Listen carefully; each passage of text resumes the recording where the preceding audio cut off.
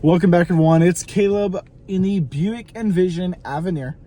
In this video, I'm going to be showing you how to turn on your auto high beams, what they're really used for, and if you don't like it, we're going to turn it off. So getting straight to it, you're going to come over to your massively large infotainment screen and go into your controls menu. Now you have one of these two options. And then super quick, as easy as clicking auto high beams right there. And you'll notice on the screen, I'm going to turn it off and then show you again, off, and then on. You have the auto with the high beam right there. And to turn it off, you just click the button again. So that's how you're able to turn it on and off.